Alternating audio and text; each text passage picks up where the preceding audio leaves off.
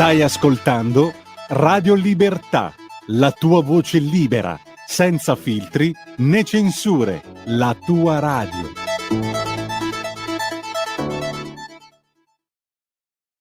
Segno i giorni scorrere sul calendario. Va ora in onda Auto da Fè, un mondo senza testa, una testa senza mondo, un mondo in testa. Conoscevo come adesso ed ego non mi absolvo neanche quando mi confesso dei peccati che ho commesso. Un'auto da Fè.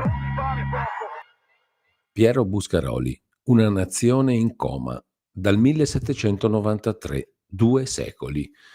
Minerva Edizioni, prima edizione 2013. Il suicidio dello Stato, 1963. Lo Stato a pezzi. La notte del 3 maggio scorso si svolse nelle acque del Golfo di Napoli un movimentato inseguimento che ebbe per protagonisti i mezzi navali della nostra Guardia di Finanza e il potente battello Zefirit di 100 tonnellate, blindato nelle parti principali, munito di radar e addirittura di mitragliere. Nonostante le sue vistose caratteristiche, il povero Zefirit colava a picco. Non si è ben capito se si è incendiato da solo o se l'incendio sia stato dovuto a qualche proiettile dei finanzieri. Sta di fatto che quella nave ammiraglia del contrabbando mediterraneo non tornerà mai più alle sue basi naturali di Tangeri e di Gibilterra. È una grave perdita per la flotta contrabbandiera, che pure allinea numerosi scafi moderni e veloci, del valore complessivo di molti miliardi. Una cosa per niente romantica, che non ha più nulla a che vedere col contrabbando ottocentesco, che esaltava i ragazzi avventurosi e commuoveva le signorine. Un misto, per intenderci, di alta finanza e di alta delinquenza, scientificamente mescolate e organizzate. Lo Zefirit aveva scaricato una buona parte del suo carico di sigarette sulle altre imbarcazioni venutegli incontro, quando una motovedetta della Guardia di Finanza lo avvistava e gli intimava con segnali luminosi di fermarsi. Poiché il battello dei contrabbandieri, anziché arrestarsi, aumentava la velocità, cominciò un vivace inseguimento, culminato, secondo la versione fornita dai finanzieri, con l'esplosione di uno dei motori dello Zefirit, seguita pochi istanti dopo dall'affondamento. 8 uomini dell'equipaggio si salvavano, mentre annegava l'unico italiano a bordo, il napoletano Vincenzo Santillo, che doveva fare da tramite fra l'equipaggio e i contrabbandieri locali, i quali contrabbandieri sostengono invece che la vedetta della finanza avrebbe sparato sulla nave contrabbandiera, causando così l'incendio e l'affondamento. Ecco il fatto, o piuttosto l'antefatto, perché tutta questa storia serve a comprendere il significato di una fiera e suggestiva cerimonia svoltasi nelle acque stesse dell'epico episodio marinaro pochi giorni dopo. Il mattino di martedì 7 maggio, infatti, un corteo di 20 motoscafi prendeva il mare. Le imbarcazioni raggiungevano lo specchio d'acqua nel quale si era inabissato lo Zefirit, trascinandosi nei gorghi il misero Santillo, e qui spegnevano i motori. Corone di fiori venivano gettate nelle acque gloriose dagli amici del Santillo, mentre la severa figura di un sacerdote si levava da un motoscafo e dava principio ad una toccante funzione religiosa. Finita questa, tutte le imbarcazioni della flottiglia si dirigevano in linea di fila verso il piccolo porto di Mergellina, dove sono ormeggiati i mezzi leggeri della Guardia di Finanza. E lì, davanti alle navicelle dello Stato nel loro porto, la flotta contrabbandiera sfilava alla luce del sole mattutino, in una vera e propria parata che significava, nell'intenzione dei suoi organizzatori, sfida e protesta insieme.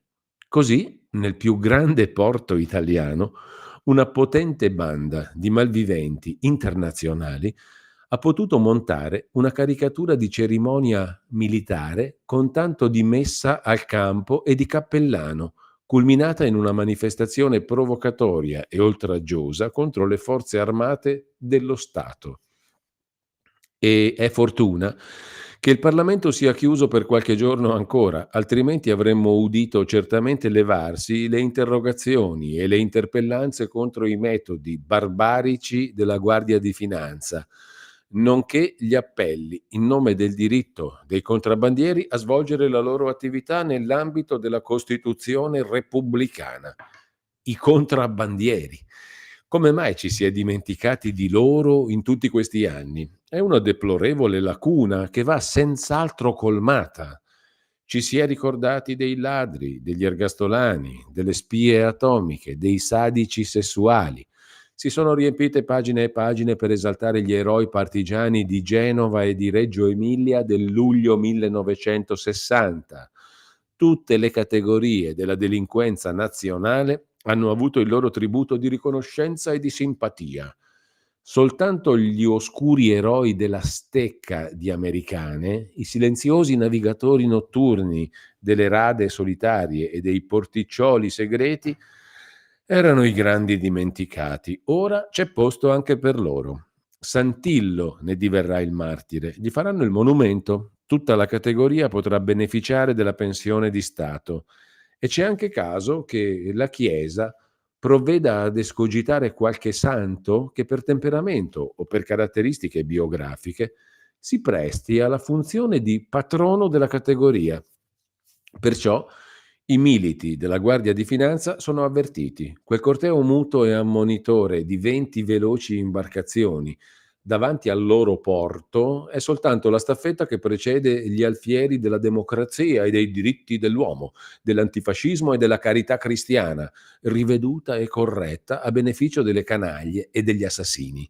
Stiano attenti i finanzieri. Se insisteranno nei loro metodi fascisti e repressivi, la morale universale li condannerà e qualcuno si leverà a reclamare il loro disarmo, così come è stato invocato il disarmo dei carabinieri e della pubblica sicurezza. Una volta erano le grandi potenze marittime che organizzavano parate navali dimostrative, coi cannoni puntati, contro i porti delle nazioni turbolente che minacciavano i loro interessi. Giusto 50 anni fa, nel 1923, il presidente del Consiglio italiano di quel tempo spediva la flotta davanti a Corfù per proteggere le vite degli italiani minacciate dopo gli eccidi di Gianina. Riferendo su quell'episodio nel corso di un dibattito al Senato, quel presidente del Consiglio affermava che la spedizione di Corfù era stata fatta per rialzare il prestigio dell'Italia. Dopo 40 anni il prestigio dell'Italia, ossia dello Stato italiano, arriva a tollerare le sfilate navali della delinquenza cosmopolita sotto gli occhi del prefetto, del questore, del comando marittimo e di tutte le possibili autorità civili e militari di una grande città come Napoli. E quel che è peggio, nessuno mostra di esserne avvilito o turbato. Tutt'al più l'episodio susciterà risate maligne come davanti a una beffa bizzarra e ben riuscita. Invece è il sintomo vistoso e recente di una dissoluzione paurosa dello Stato, dei suoi poteri, dello stesso principio di legalità. Per anni e anni un'opinione pubblica rimbecillita da un colossale rovesciamento di valori è stata indotta a parteggiare per i delinquenti, per i furbacchioni, per i dritti, a commuoversi sulle pene dell'assassino più che sulla sorte delle vittime, a interessarsi in modo morboso alla vita degli ergastoli e delle case di pena, a gioire ogni qualvolta un collo di canaglia è riuscito a scampare al capestro come di una vittoria dell'umanità e del diritto.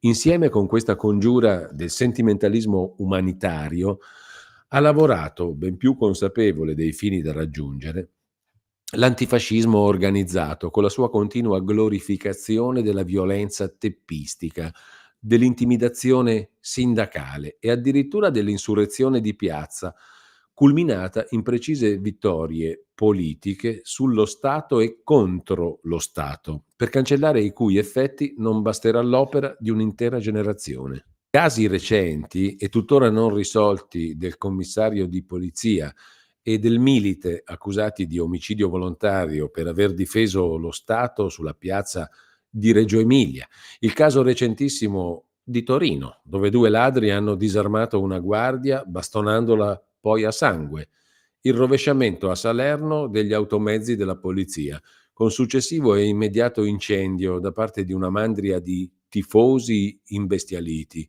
e l'ultima parata navale dei gangster del contrabbando contro la Guardia di Finanza, hanno i più diversi moventi, ma tutti sfociano nella medesima dissoluzione dello Stato, del disarmo psicologico, prima ancora che materiale, dei suoi poteri e dei suoi naturali difensori. L'antifascismo vittorioso alza le bandiere nelle sfilate trionfali. Piero Buscaroli, Una nazione in coma, dal 1793, 2 secoli. Minerva Edizioni, prima edizione 2013. Lettera a un carabiniere rinviato a giudizio. Lo Stato suicida. Caro tenente Vilardo, leggo che anche lei, insieme col tenente Rotellini, comandante ai carabinieri di Egna, e altri 8 sottoufficiali e militi dell'Arma, è stato rinviato a giudizio con l'accusa di avere maltrattato e percosso, ai tempi degli attentati del 1961, alcuni dei gentiluomini sospettati, e quanto ben fondati fossero quei sospetti si vide, di capeggiare l'organizzazione terroristica dell'Alto Adige. La notizia, se mi addolora, non mi stupisce. Lenta e sgangherata, la macchina dello Stato arriva prima o poi, ma arriva implacabile, se si tratta di colpire le forze dell'ordine, coi farabutti, con le canaglie comuniste, coi dinamitardi sud tirolesi. Lo Stato invece si concede distrazioni e indulgenze. Quegli esemplari cittadini, per esempio, che a Genova nel 1960 rovesciarono e incendiarono alcuni automezzi della polizia, malmenarono e bastonarono agenti e carabinieri, giungendo a tuffarne alcuni nelle acque d'una fontana, tanto sapevano gli eroi che c'era ordine di non sparare, sono andati pochi giorni fa gloriosamente assolti o amnistiati o, se condannati, con pene talmente miti da incoraggiare alla ripetizione dell'esperienza, da far concludere che, pur di avere le spalle coperte da opportune giustificazioni e amicizie, il mettere a soqquadro un'intera città, alzando barricate, incendiando camionette e bastonando poliziotti, siano azioni lodevoli e meritorie, da additare come esempi ai fanciulli, mentre il commissario e il milite, che si sentirono in dovere di difendere lo Stato in piazza a Reggio Emilia negli stessi giorni, subiranno il loro bravo processo, con l'imputazione di omicidio preterintenzionale il primo, e il secondo addirittura di omicidio volontario. Ruggente leone coi suoi difensori e tremante coniglio coi suoi nemici, lo Stato ha dunque messo le mani anche su di lei, caro tenente Vilardo. Anche lei conoscerà dunque i fasti di un processo penale, tenente Vilardo, anche se col ritardo di alcuni anni, che è proprio della nostra invidiabile procedura penale. In Inghilterra il dottor Ward è già davanti ai giudici, da noi ce la prendiamo più comoda. Non se l'aspettava, vero? Credeva lei di poter campare tutta la vita mandandoci gli altri sulle panche degli imputati, gli idealisti attentatori, i poveri ladri, gli incompresi rapinatori, vittime della società borghese, i patetici satiri che afferrano le bambine e le trascinano dietro i cespugli, vittime, anche i satiri, dei pregiudizi di un paese sessualmente arretrato, e tutti gli altri, vittime delle prepotenze sue e dei suoi colleghi. Credeva, dico. E invece, caro amico, eccola lì. Chi la fa l'aspetti, dice il solito proverbio cretino forgiato dalla saggezza popolare.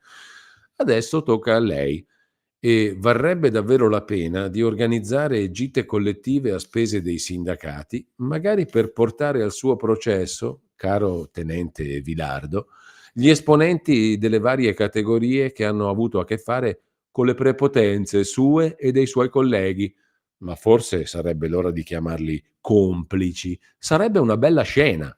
Tutti dovrebbero poter assistere al suo ludibrio e alla loro vendetta, godendosi le gioie di una vera democrazia come questa sedente. Ci saranno, si può giurarlo da ora, i comunisti, ci saranno gli inviati dei giornaletti di Innsbruck e ci saranno, perché no, magari già amnistiati, assolti, trionfalmente liberi, i signori Klotz, marito e moglie, i due Kager, il Flor Berthold, Karl Thalmann e Enrico Resch, che, se il mio taccuino di allora non mi imbroglia, furono i primi a farsi acciuffare da lei e dai suoi.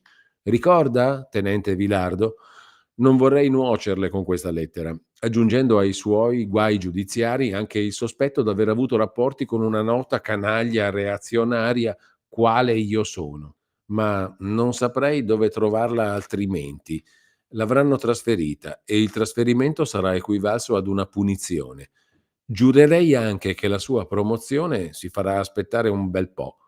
L'antipatia che lei deve ispirare ai politicanti che comandano adesso deve essere direttamente proporzionale alla simpatia che io provai per lei appena la vidi nel caldo pomeriggio del 15 giugno 1961 davanti alla casermetta di Appiano.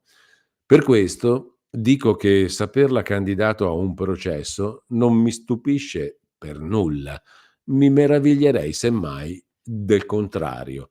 Ricordo benissimo quel giorno. Avevo vagato in macchina per la strada del Brennero, fra Egna e Salorno, dove era morto nei primi attentati lo stradino Postal. Poi ero risalito fra i vigneti e i campi di meli intorno al lago di Caldaro, fino a Termeno, ad Appiano. I placidi cittadini che ora sciamano verso il meritato riposo non sanno che razza di posti siano quelli di cui parlo, dove tutto e tutti, dal maestro al prete, tramano contro l'Italia e la offendono, e dove lo Stato si incarna soltanto nella divisa del carabiniere. Che facce in quei giorni, tenente! Era appena fallito l'attentato al deposito militare di munizioni di Riva di Sotto, nel territorio della sua tenenza, quando arrivai ad Appiano. Chiesi del tenente e mi indicarono lei. Stava scendendo dalla sua automobile personale con cui rimediava, come tanti, come tutti gli ufficiali dei carabinieri in quella zona, nonostante la proibizione regolamentare, alla penuria di mezzi che lo Stato vi metteva a disposizione. Lei scese, tranquillo e tarchiato, in un abbigliamento che lì per lì mi fece uno strano effetto. Vestito, mi pare, con un paio di calzoni estivi e una maglietta celeste. Una tenuta più da fusto, se vogliamo, e l'associazione del vestiario con la macchina completava l'impressione, che da tenente dei carabinieri. Mi piacque la sua energia tranquilla, il suo modo di trattare i suoi uomini, di ricevere me, forestiero e curioso, in quel putiferio. Mi piacque, infine, nonostante le mie prevenzioni per i fusti, che lo Stato ad Appiano fosse rappresentato da un giovanotto robusto, con la maglietta celeste e la macchina veloce. Mi piacque la spigliatezza fuori ordinanza del suo atteggiamento, che di tutto parlava meno che di rassegnazione, di tristezza o di povertà. Me ne andai da Appiano rallegrato e sollevato. Ebbi modo di rallegrarmi altre volte, nonostante la situazione non lieta, conoscendo altri ufficiali giovani, suoi colleghi delle tenenze o dei battaglioni mobili di Roma, di Padova, che incontrai lassù. Trovai gente sveglia, preparata, decisa. Trovai un giovane colto e elegante, portatore di un antico nome toscano, a cui domandai sorpreso: «Ma insomma, tenente, chi glielo fa fare a lei di stare nei carabinieri con l'aria che tira? Potrebbe fare tante cose, il professionista, l'industriale, guadagnare un sacco di quattrini». E quello, calmo e tranquillo, mi rispose: «Vede, dottore, in casa mia siamo stati sempre soldati. In altri tempi sarei andato in cavalleria, ma uscito da Modena mi son detto che il nemico stavolta era all'interno e che il modo migliore di servire lo Stato era arruolarsi nei carabinieri. L'ho rivisto poco tempo fa. hanno punito anche lui, mandandolo in una tenenza molto meno importante di quella dove lo conobbi. Lo Stato che vi tradì allora, lasciandovi soli, senza mezzi per comprare le informazioni, senza radiotelefoni per comunicare velocemente, senza automezzi per potervi muovere alla svelta, senza rinforzi con cui prevenire ciò che da tempo avevate previsto e segnalato a chi non vi diede retta, lo Stato che non vi aiutò prima vi punì poi per averlo servito, vi espose all'ira e alle vendette dei suoi nemici, fossero gli atei comunisti di Reggio Emilia e Genova o i supercattolici del Tirolo del Sud, e vi tradisce una nuova volta mandandovi a giudizio con l'accusa di maltrattamenti, percosse e omicidi. Forse qualcuno di voi potrebbe davvero concludere che è inutile resistere e che tanto vale cercare per se stessi e le proprie famiglie migliori condizioni di vita e piantare questa baracca che si sgretola lasciandola al suo destino. Non dico che lei la pensi così, ma qualcuno fra voi o nella polizia, e non sono sempre i peggiori, comincia a pensarla davvero in questo modo. Per questo le ho scritto, tenente Vilardo, per pregarla di aver pazienza, di tener duro. Questa pappa, questa poltiglia, questo scolo di fogna che è l'Italia del centro-sinistra, prima o poi passerà.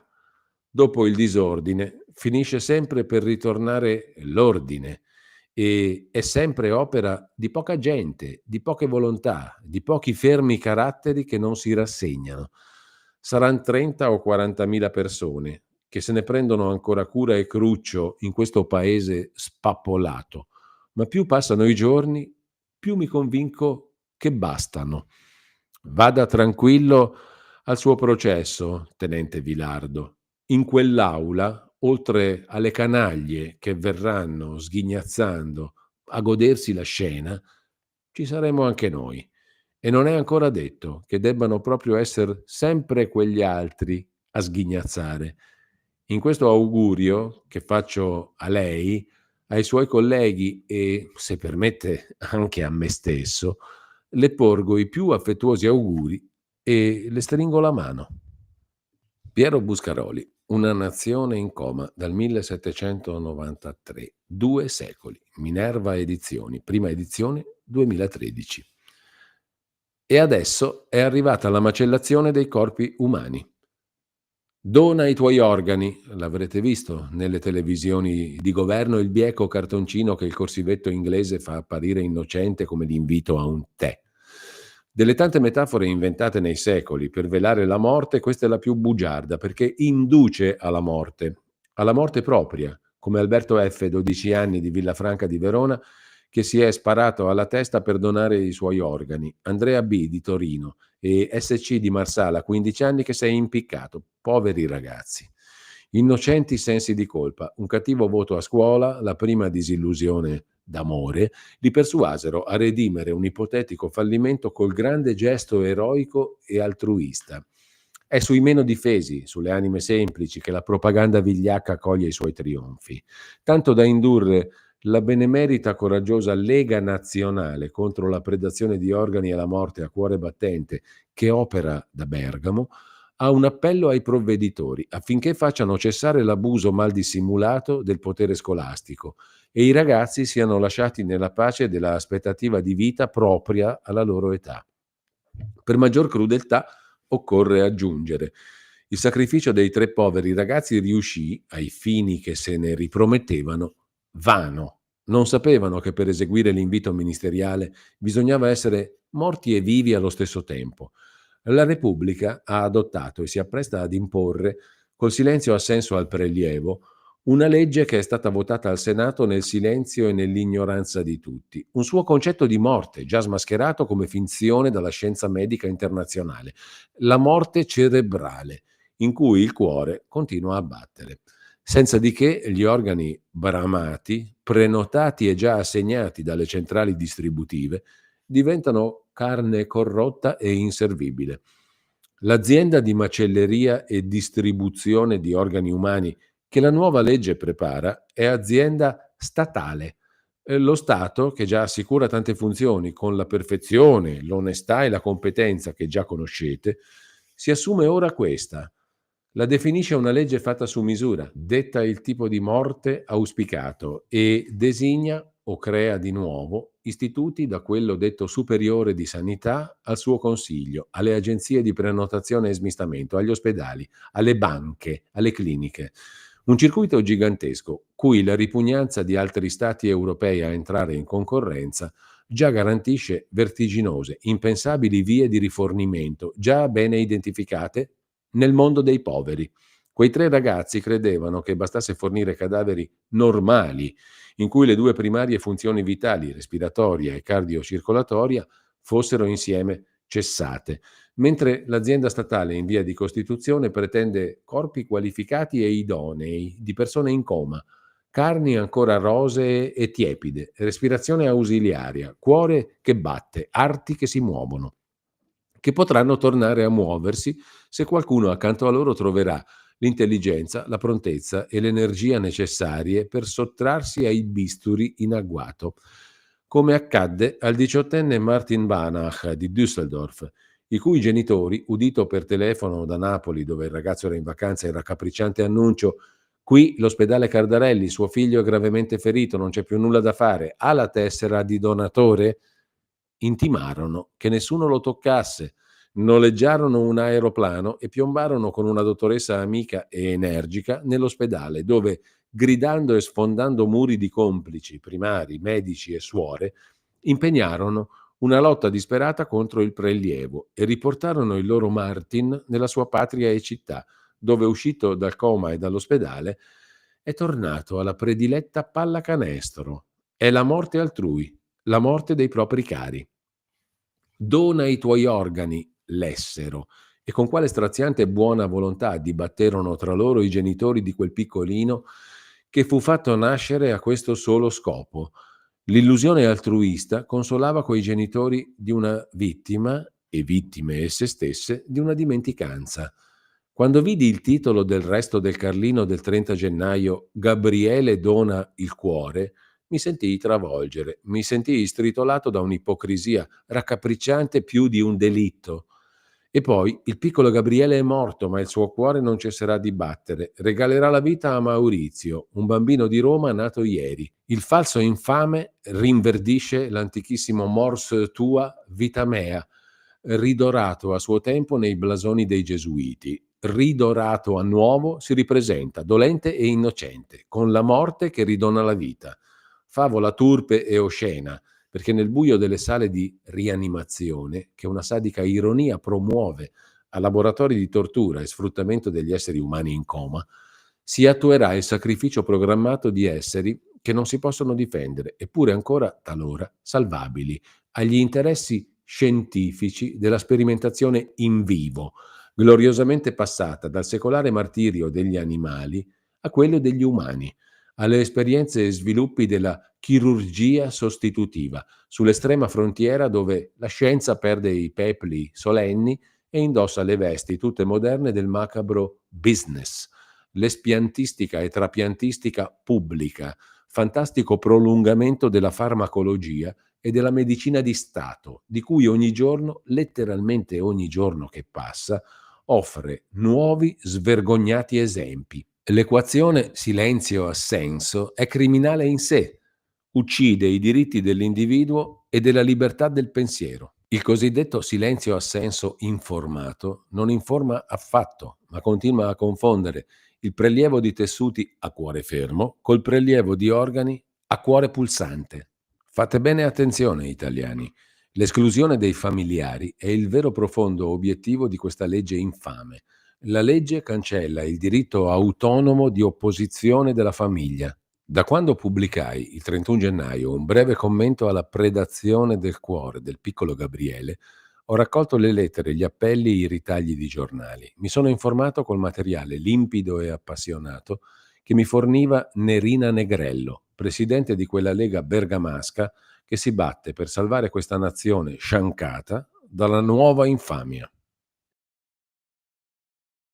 Sempre più liberi con La tua radio è il nuovo sito che mette in prima pagina opinioni, firme, notizie, uno sguardo nuovo e originale sui fatti che ci circondano.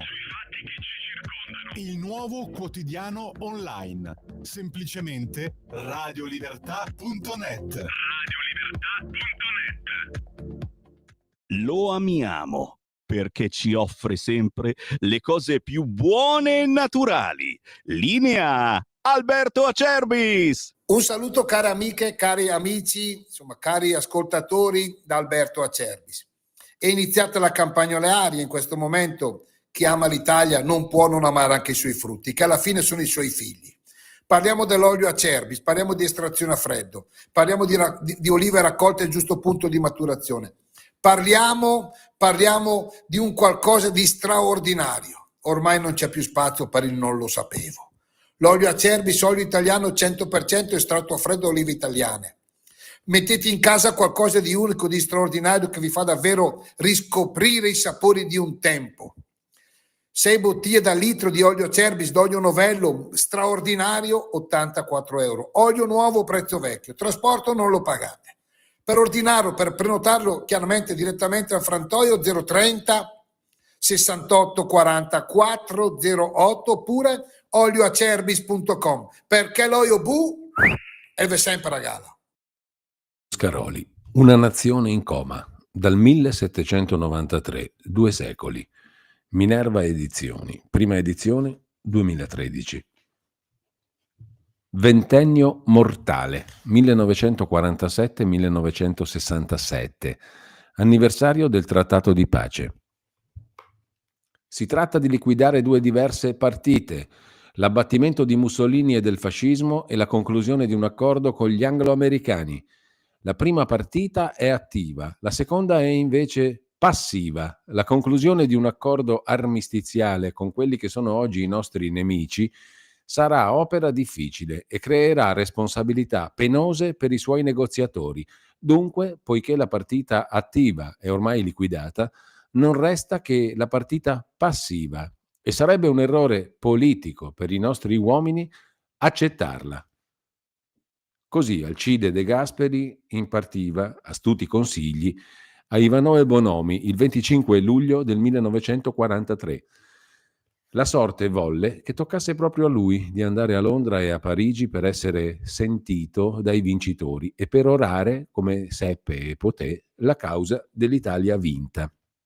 Toccò a lui d'essere accolto all'aeroporto, senza neppure gli elementari riguardi dovuti alla sua carica, da un poliziotto inglese che lo trattò come un immigrante sospetto e neppure gli risparmiò, con la crudeltà stolta di cui l'Inghilterra è maestra, la rituale domanda se intendesse cercarsi un lavoro in Gran Bretagna. A Parigi trovò gente che ormai lo conosceva e diceva di stimarlo, ma nessuno lo salutò, tranne Biddle, che vi fu costretto dall'ufficio di presidente e dové presentarlo agli altri. Il primo ministro italiano parlò con tatto, ma con dignità e coraggio, scrisse James Burns, lo scialbo segretario di Stato americano. Quando lasciò la tribuna per tornare al posto assegnatogli nell'ultima fila, scese nella navata centrale della sala silenziosa, passando accanto a molte persone che lo conoscevano. Nessuno gli parlò. La cosa mi fece impressione, mi sembrò inutilmente crudele. Quell'inutile crudeltà servì tuttavia a qualcosa se tolse agli uomini della nuova dirigenza democratica ogni residua illusione sui sentimenti dei vincitori. Chi aveva creduto alle ipocrite distinzioni fra Italia e fascismo usate dalla propaganda di guerra quando si trattava di indurci a gettare le armi, ebbe motivo per amari ripensamenti. Come Benedetto Croce, che aveva fatto delle ciance di Radio Londra un articolo di fede e di lì a poco, discutendosi al Senato la ratifica del trattato, uscì nel grido famoso: noi italiani abbiamo perduto una guerra e l'abbiamo perduta tutti, anche coloro che l'hanno deprecata con ogni loro potere, anche coloro che sono stati perseguitati dal regime che l'ha dichiarata, anche coloro che sono morti per l'opposizione a questo regime. consapevoli come eravamo tutti che la guerra sciagurata, impegnando la nostra patria, impegnava anche noi senza eccezioni. Noi che non possiamo distaccarci dal bene e dal male della nostra patria, né dalle sue vittorie né dalle sue sconfitte. Sono passati 20 anni da quella mattina del 10 febbraio 1947 in cui il marchese Antonio Meli Lupi di Soragna emerse dalle nebbie della burocrazia nazionale e rimase sotto i riflettori della grande storia per 10 minuti, quanti ce ne vollero a firmare tutte le pagine di un trattato di pace maligno e in gran parte inutile. Lasciò su quelle pergamene il sigillo della sua famiglia, con l'albero e il lupo, perché lo Stato, che si piegava alla volontà dei vincitori, non aveva ancora un sigillo suo. Fu la pace dei piccoli, dei furfantelli minori. La Germania mancava, gigante atterrato. Le sue spoglie eccitavano appetiti e timori troppo grandi per potersi sistemare su un solo tavolo. Erano con noi Finlandia e Ungheria, Romania e Bulgaria, tutti di noi più piccoli, ma già spartiti come noi, nei due campi opposti in cui i vincitori si dividevano. Noi qua e loro di là, e tutti già intenti ad imparare la lezione, ossia a ragionare come i rispettivi vincitori, d'Occidente e d'Oriente. Dovemmo a questa divisione provvidenziale qualche stracca benevolenza. Nessuno dei vincitori maggiori era nostro diretto confinante. Né la Francia né la Jugoslavia furono ritenute degne di soddisfazioni estreme, fossero pure a nostre spese. Ci fu lasciata la Valle d'Aosta, si trovò la scappatoia per lasciarci Trieste. Non parve tanto grande l'odio quanto il disprezzo. La menzione dei servigi resi alla causa degli alleati dopo il 1943, se non ci tolse l'umiliazione, ci camuffò da malfattori contriti. Nostra sola fortuna fu che ci punissero coi castighi di 30 anni prima. L'unico vero dispetto, alla luce dei fatti, fu lasciarci la Somalia, dove dovemmo sperperare miliardi a beneficio di una delle più inutili repubbliche dell'Africa odierna. Non ci divisero in 2 o 3 tronconi, non ci amputarono di immense estensioni territoriali. Lasciarono sfogare la Francia in 2 o 3 stupidi morsi al nostro confine occidentale. La ferita ad Oriente fu più dolorosa, ma se si pensa che fu tagliata da mani avvezze a maneggiare immensi spazi senza storia, c'è da meravigliarsi che non sia stata più aspra. Non ne facemmo una tragedia nazionale, anzi, il paese unanime fece di tutto per non accorgersene. Non sapemmo neppure far posto fra noi a 200.000 profughi, mentre la Germania rasa al suolo ne accoglieva 10 milioni. Ce li togliemmo dai piedi e dallo sguardo come capitava, nei campi di raccolta o ancor meglio verso il Canada e l'Australia. L'Italia era ridotta a se stessa, con le sue sole forze, nei suoi confini rosicchiati. I danni e i disastri della guerra fascista ci appaiono modesti, non per la pietà dei vincitori, ma per la loro cecità. Eravamo ridotti al punto di partenza, perché tutta l'Europa era ridotta al punto di partenza. Le sole sconfitte significative furono quelle del Terzo Reich in Europa e del Giappone nel Pacifico. Inversamente, le sole vittorie di qualche importanza furono quelle degli Stati Uniti e della Russia sovietica. Sconfitte e vittorie di questi 4 protagonisti dettero sole il tono degli eventi. Le vittorie dell'Inghilterra e della Francia, la disfatta italiana, restarono fatti vuoti e inerti, vicende di comparse, destinate a identificarsi alla lunga nel grigiore di sorti assai simili. Quanto a noi, v'è una puntualità di ritorni nel nostro destino e nelle nostre illusioni che tinge di comico anche le più tragiche scelte. Guardate oggi, dopo 50 anni da Caporetto si aprono i cassetti che contenevano i verbali segreti delle sedute della Camera. Ne escono i rimpianti, in pieno 1917, sulle illusioni di Salandra e di Cadorna di una guerra breve e già decisa, di una vittoria rapida e sicura. 25 anni più tardi, nel 1940, c'eravamo da capo con un'altra guerra breve e la vittoria sicura. Ci ingannammo sulla durata tutte e due le volte e peggio ci ingannammo la seconda, anche sulla parte destinata a vincere. Tentammo allora di rimediare, mutando fronte a metà strada, ma era tardi. E così accadde che le nostre speranze rimanessero deluse per ben 2 volte nello stesso conflitto. La prima quando Mussolini aveva sperato, con la guerra parallela, di rubare a Hitler un pezzo della sua vittoria, che poi non venne. La seconda quando i successori di Mussolini cercarono con la co-belligeranza e la resistenza di rubare agli alleati un pezzo della loro vittoria su di noi, ma questi non si lasciarono derubare. Era troppo tardi per scommettere sul vincitore il settembre 1943. Resta la guerra dei comunisti. Dopo 20 anni, anche questa ci appare in una luce diversa. Nella insolente vanità con cui i trionfatori interni hanno continuato a pavoneggiarsi di una vittoria non loro, difficilmente riconoscerete un tratto di storia universale. È piuttosto l'esito solito e scontato di antichissime nostre lotte civili. È l'Italia guelfa, municipale e democratica, clericale e comunista da sempre, che castiga le sue minoranze ghibelline, i suoi sognatori senza i piedi sulla terra, senza un solido appoggio nelle reali forze, eppure persuasi, per antica esperienza, che l'Italia savia e coi piedi per terra è l'Italia peggiore, è l'Italia di oggi perché è quella di sempre. È l'Italia che cessa di partecipare alla grande storia e beata poltrisce sulle glorie, le storie, le ambizioni dei suoi 1000 municipi, delle sue 100 contrade. È l'Italia indaffarata e laboriosa degli individui, ma priva di sue aspirazioni e speranze, che si contenta di sonnecchiare all'ombra della Santa Sede, sempre più invadente e più avida di cose e prerogative materiali, via via che la luce del suo magistero spirituale si spegne. L'Italia che noi abbiamo oggi non è quella che fu prodotta dalla guerra fascista. È l'Italia di 20 anni di pace democratica. Il vero bilancio da fare è il bilancio di questo ventennio mortale e asfissiante. Guardatevi intorno.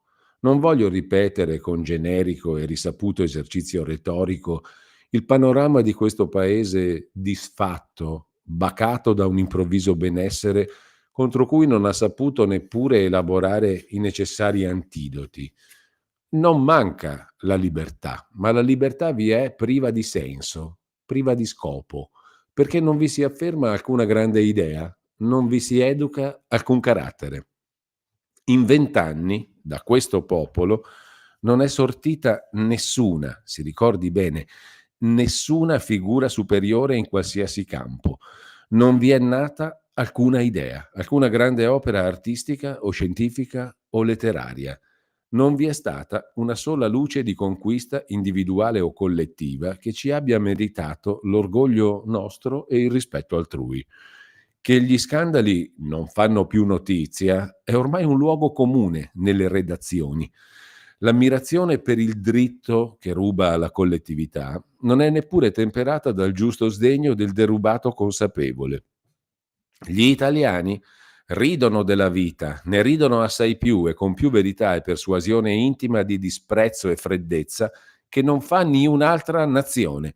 Le classi superiori d'Italia sono le più ciniche di tutte le loro pari nelle altre nazioni. Il popolaccio italiano è il più cinico dei popolacci, scriveva Leopardi. Guardatevi intorno. Questa indifferenza cinica è il solo sentimento collettivo di cui un popolo di 50 milioni di anime sia capace. Piccoli appetiti individuali di godimento o di guadagno sono gli unici incentivi all'azione. Che lo Stato non esista più è un altro luogo comune, eppure sulle sue rovine pascolano 2.300.000 pubblici dipendenti, esercito famelico e per lo più inerte, che tuttavia tende ad accrescersi degli altri che vi si aggiungeranno in massa quando anche le regioni saranno istituite.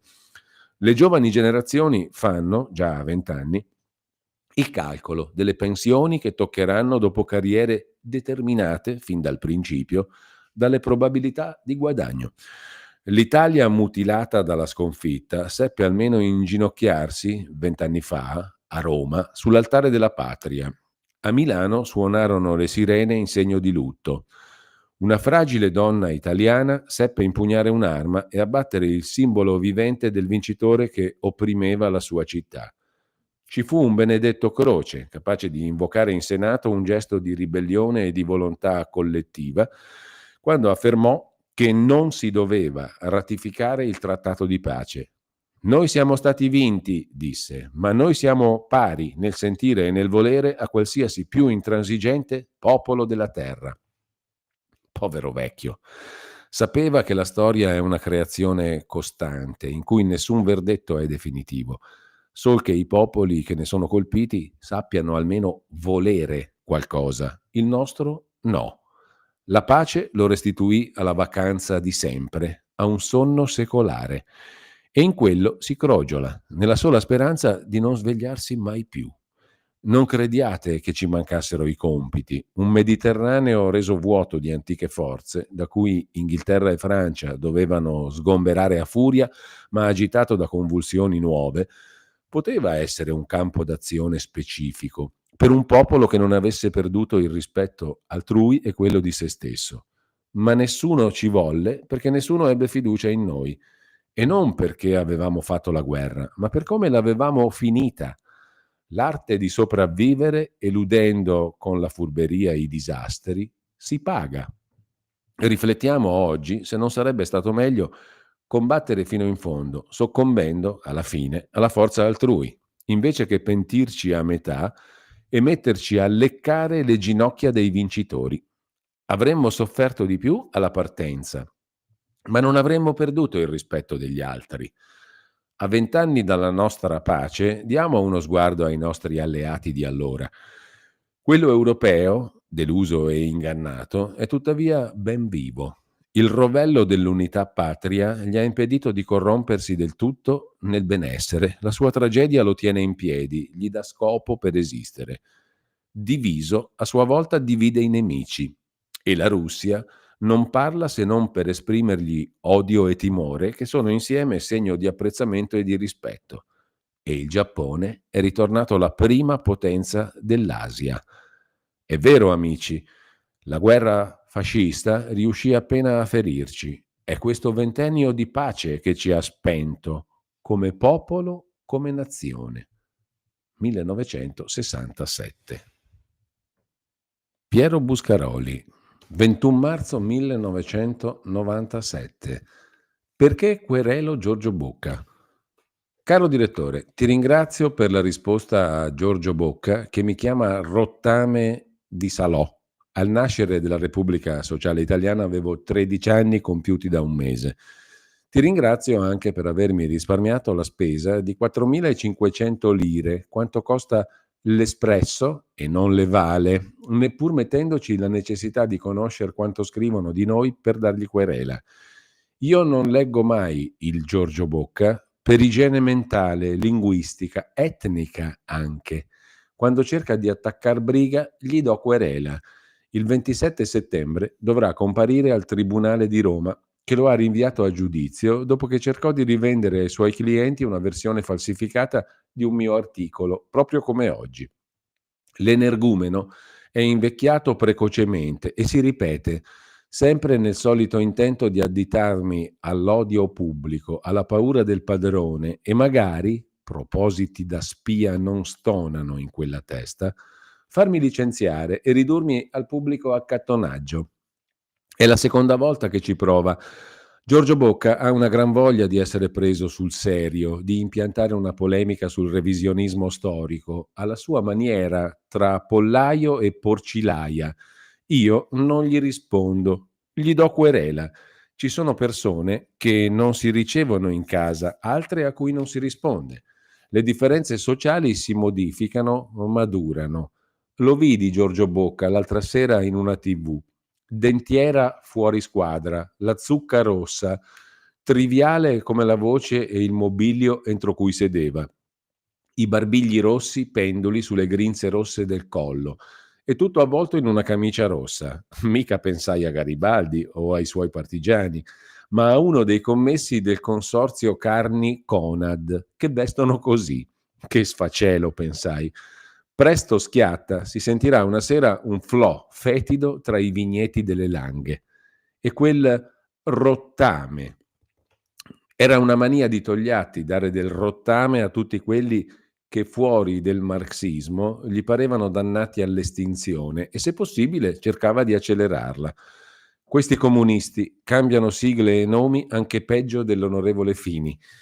Si indignano se li chiami comunisti, quali furono, sono e saranno. Ma il loro Togliatti, il loro Stalin, li hanno sempre nei cromosomi e nelle zucche, con la nostalgia delle spiate, delle epurazioni, delle fucilazioni. E lo stile, direttore, il solo passo più lungo di 3 righe che abbia letto di questo coso è il finale, riportato su un giornale, delle sue memorie. Giorgio Bocca, sazio e soddisfatto di avere narrato se stesso, uscì, come egli narra ancora, e tra pollaio e porcilaia si concesse il piacere di una bella pisciata. La celebra egli stesso in quel luogo fatale, ossia, direbbe Clausewitz, continuò l'opera con altri mezzi. Continui pure se non sa fare altro, ma non pretenda che gli risponda. Prima di andare in udienza, il 27 settembre, mi cercherò un indumento fuori moda, difficile a trovare. Le galosce, come si chiamavano. Segue sentenza. Scalfari e Bocca condannati per diffamazione di Buscaroli. La quinta sezione penale della Corte di Cassazione ha confermato la condanna di Giorgio Bocca e di Eugenio Scalfari, querelati da Piero Buscaroli. Il primo per diffamazione aggravata, in quanto, capovolgendo fraudolentemente la lettera e il significato di un articolo di Buscaroli intitolato I pudori della destra, apparso su Il Giornale il 17 agosto 1994, aveva adoperato contro Buscaroli l'epiteto nazista. Il secondo, Scalfari, per non aver esercitato il dovuto controllo sul testo del Bocca, apparso sul Venerdì della Repubblica il successivo 2 settembre. Sostenendo che tale aggettivo non fa parte del lecito repertorio polemico perché è diventato un paralizzante sinonimo di violenza, oppressione e sterminio, l'avvocato Alessandro Pellegrini, patrono di Buscaroli, aveva ottenuto prima dal tribunale e poi in appello la condanna dei 2 imputati a pene pecuniarie e al risarcimento dei danni. Piero Buscaroli, Una nazione in coma, dal 1793, 2 secoli, Minerva Edizioni. Questo che segue è un ritratto di Susanna Agnelli, intitolato E intanto arriva l'eroica contessa. E mentre si stava stretti in tali ambasce, il colonnello Boschi, addetto militare, annunciò che era in arrivo Susanna Rattazzi, sorella di Giovanni Agnelli e sposa al discendente dello statista piemontese. Veniva come inviata della Croce Rossa, precisò il colonnello. Ma che brava! Esclamammo Corradi, Silvio Pellas e io, invitati a una colazione in suo onore con alcuni alti gradi americani. Si accesero lodi alla donna coraggiosa e denigrazioni del provincialismo infingardo che tiene gli italiani e le italiane tappati in casa, sordi e sorde alle curiosità, interessi e dolori del vasto mondo e ora al grido di dolore del Vietnam sofferente. La contessa Rattazzi aveva ascoltato il grido e accorreva. Riscattava lei sola l'ignavia dell'Italia, paese lontano e dormiente. Grazie a lei ci sentimmo ancora per un momento quei tali santi, navigatori e tante altre cose. Bisogna dire che avevamo inteso l'espressione inviata della Croce Rossa fosse colpa di nostra rozzezza o arretratezza di informazioni, alla maniera antica. L'avevamo scambiata per una Croce Rossina. Immaginammo Madame Rattazzi nata Agnelli curva sulle piaghe del martoriato paese, accarezzare testoline di bimbi, praticare iniezioni, recare conforto. Quando la conoscemmo, le nostre goffe lodi parvero piacerle, le accolse placida come un doveroso tributo. Mi parve un po' troppo convinta d'essere davvero, come noi le andavamo dicendo, un esempio per un popolo pigro, chiuso ai problemi e dolori del mondo. Avrei scritto di lei, annunciai, in questo tono. Avrei desiderato però un briciolo di ritrosia, modestia, come si diceva. I suoi programmi mi parvero rapidi.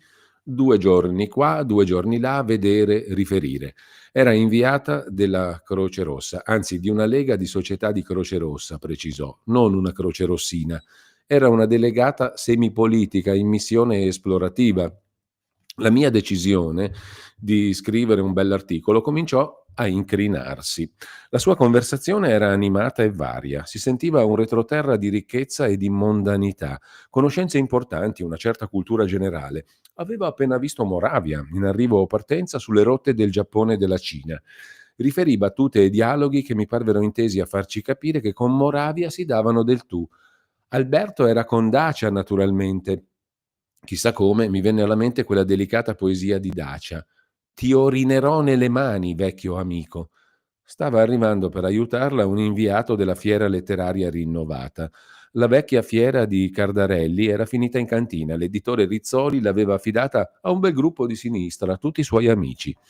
Il ventilatore girava nella stanza da pranzo. La domestica vietnamese, in calzoni di satin nero, serviva il caffè. Sussurrai a Corradi.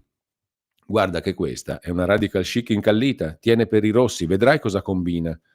Più tardi lo ripetei agli altri e passai per cattivo. Inutilmente replicai che io ho un naso speciale per fiutare certa gente, un dottor naso, come diceva Longanesi. Ma il fascino di Madame teneva. Qualcuno la trovava addirittura bella. Poche sere dopo ci ritrovammo nel ristorante di un vecchio filibustiere corso dove si mangiava la miglior pasta e fagioli di Saigon. Madame era stata in giro, aveva assaggiato il rischio, dormito in un bordello, visto gente rapita poi rilasciata, feriti e morti. Era deliziosamente eccitata. Aveva viaggiato su aerei americani, su jeep americane. Il ricordo di alcuni piloti dell'Air America, una strana linea gestita dalla CIA, che mi aveva portato con personaggi assai importanti a vedere le rovine di Angkor Wat, parve riscuotere la sua femminile approvazione.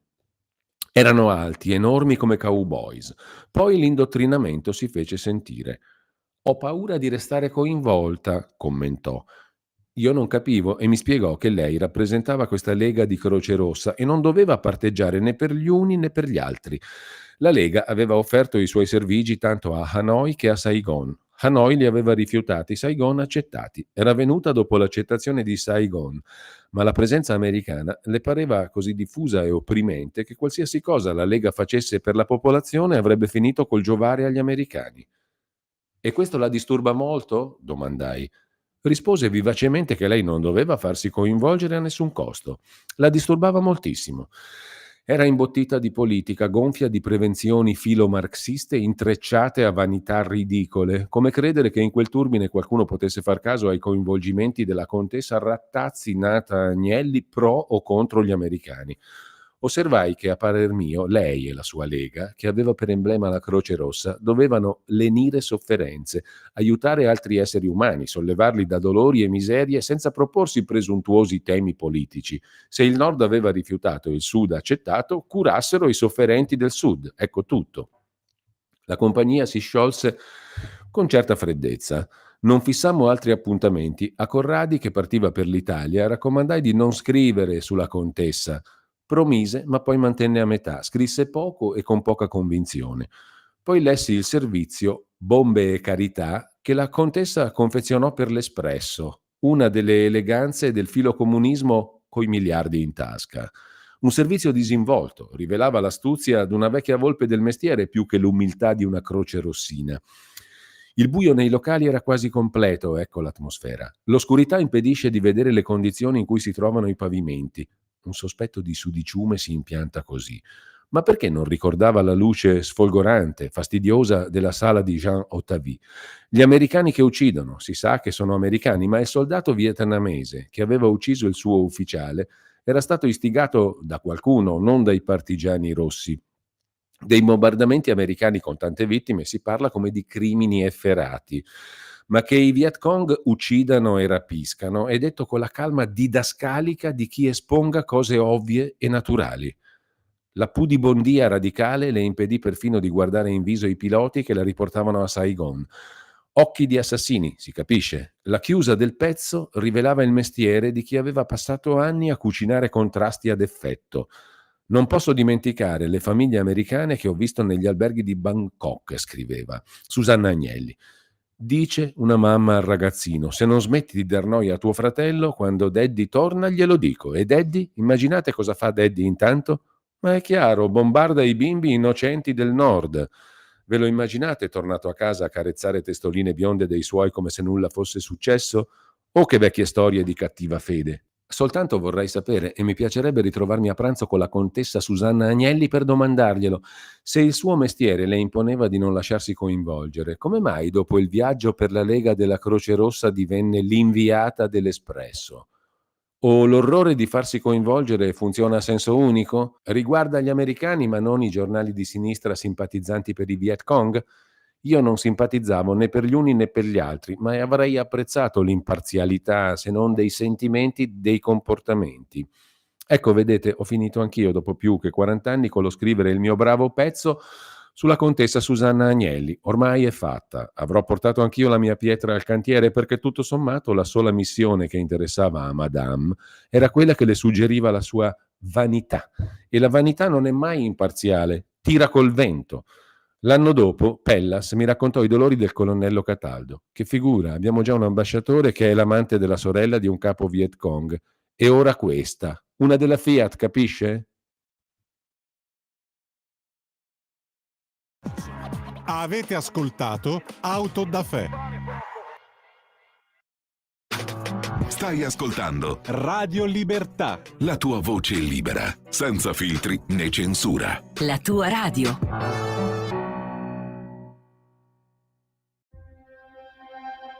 I film sono sogni che non dimenticherai mai. Che genere di film faremo? Movie Time, la magia del cinema. Ogni sabato, dalle ore 16. Qual è stata la tua parte preferita? Radio Libertà, la tua radio. È impossibile. Solo se pensi che lo sia. Non è meraviglioso?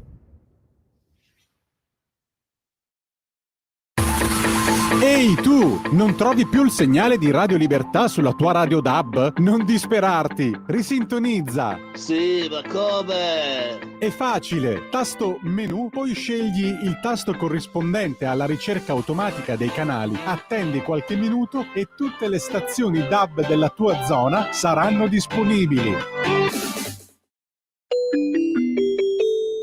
Qui Parlamento.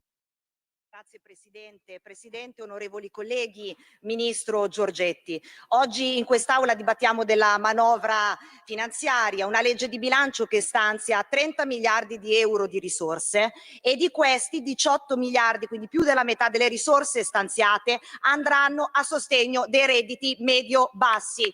Un'impostazione, Presidente, che noi non solo sposiamo, ma totalmente condividiamo, perché in un momento storico come questo è quello che serve al nostro Paese. Presidente, prima però di addentrarmi in quelle che sono le misure principali contenute in questo disegno di legge, mi lasci rispondere per suo tramite al collega Dell'Olio quando parlava del PIL rivisto a ribasso. È vero, l'Istat ha rivisto a ribasso al PIL rispetto alle stime del governo, Presidente, però noi abbiamo un approccio serio quando leggiamo i dati e quindi su questo vorrei ricordare, Presidente, a quest'Aula, che sono due le note su cui mi vorrei soffermare proprio per l'analisi di questa rivisitazione del PIL a ribasso. La prima, Presidente, è che i dati pubblicati dall'Istat sono al netto delle 4 giornate lavorative che avremo in più quest'anno e solo queste offriranno 2/3 decimali in più di PIL e questa è la nota tecnica. Poi, Presidente, c'è anche un'altra nota che vorrei dire a quest'Aula.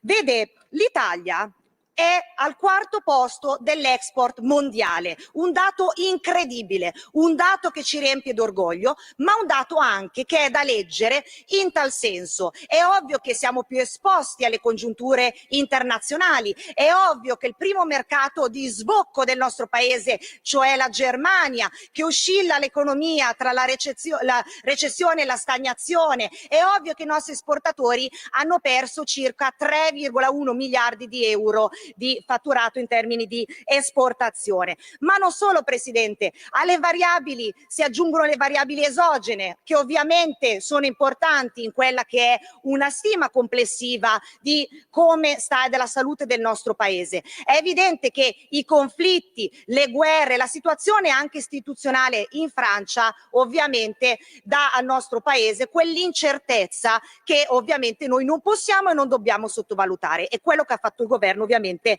va nella direzione di non sottovalutare tutte queste variabili. Poi, Presidente, aggiungo anche che proprio perché prendiamo con grande serietà la questione della crescita, che è il vero problema del nostro Paese, il governo ha preparato un pacchetto di misure a sostegno delle imprese e dei nostri imprenditori che noi assolutamente condividiamo, come ad esempio l'IRES premiale, che è un taglio dell'aliquota del 20%, quindi di 4 punti per le società che trattengono una quota rilevante di utili che andranno destinate agli investimenti, al welfare aziendale, alle assunzioni. Ma non solo, ci sarà il rifinanziamento di una misura che funziona, cioè la nuova Sabatini di 900 milioni di euro fino al 2029 per fare investimenti in beni strumentali. E poi, Presidente, Industria 5... Qui Parlamento.